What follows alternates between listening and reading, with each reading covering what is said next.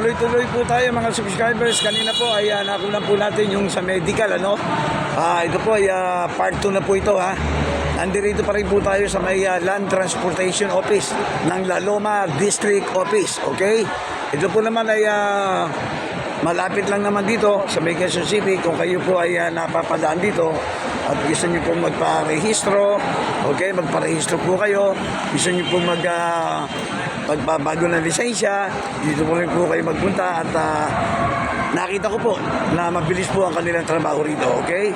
Galing po ang inyong lingkod dito at nagpa-renew ng lisensya, talaga namang in-assist po naman tayo ng maayos, okay? So kaya inaanyayaan ko po kayo, kung kayo taga saan man, Quezon City man o kung saan man lugar kayo at gusto nyo magparehistro o magpa-renew ng inyong mga lisensya at ang ng inyong mga sasakyan, okay? Dito po yan sa may Land Transportation Office ng La Loma District Office, okay? Sa may Enroas, okay? Malapit po sa Araneta, okay? Ayan po. So ayan po, kinukunan po natin ng picture para magkaroon po kayo ng idea. Okay, galing na po tayo kanina sa medical at dito po naman ang pinali. Dito po kayo magpupunta sa loob nito at dito po asikasuhin po kayo kung ano man po ang tuloy-tuloy at kung anong kailangan ninyo. Ito po, asistahan po tayo rito, ha? Okay. Ayan po. Domingo, Arganite. Actually, ayan po, makikita nyo ang MB registration. May kanya-kanya po silang mga bintana kung saan po kayo pupunta. Kaya magtatanong lang po kayo sa gwardiya, ha? Okay, ako po, dito po ako nagpunta kanina sa may window 2. Okay? Diyan po ako binigay ko yung aking papeles na dokumento. Okay? Pagkatapos po, pupunta po kayo ng window 1 at pag-release po naman ng inyong lisensya doon po sa releasing, ayun po doon. Pipicturean po tayo, ha? Ayun, makikita niyo po, pipicturean tayo dyan. Okay? Kompleto po yan. Ito naman po kabila na to, kaya may kanya-kanyang department. Diyan po naman sa na-register ng mga sasakyan. Yan po ang lugar na yan.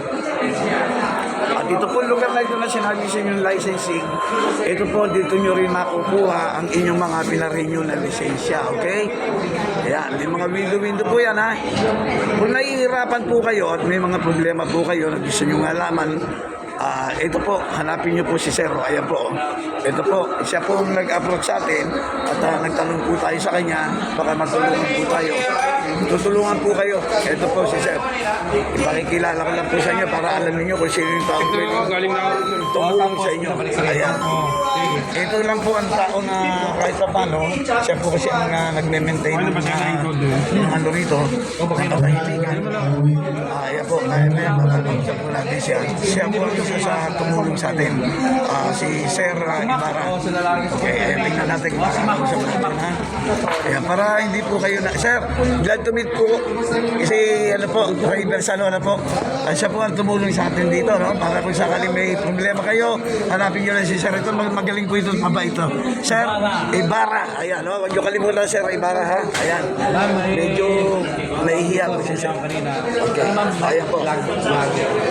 Kaya punta po kayo rito at mababait ang mga tao natin dito. Maraming salamat sa inyo, ha? Okay, ayan po. Okay. Okay. Sir, yan po kasi. Sir, yung ano niya kasi. Apa.